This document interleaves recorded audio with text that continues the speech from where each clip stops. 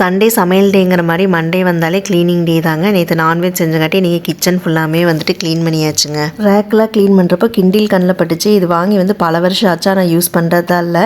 எனக்கு எப்பாச்சும் போர் அடிச்சுன்னா இதில் இருக்கிற ஸ்டோரிஸ் வந்து படிச்சுட்ருப்பேன். கவின் வந்துட்டு இன்றைக்கி வந்து அவனுக்கு பிடிச்ச ஸ்டோரிஸ் எல்லாம் கொஞ்சம் டவுன்லோட் பண்ணி தர சொன்னால் அதுதான் அவனுக்காக வந்து இன்றைக்கி டவுன்லோட் பண்ணி கொடுத்துட்டு இருந்தேன்.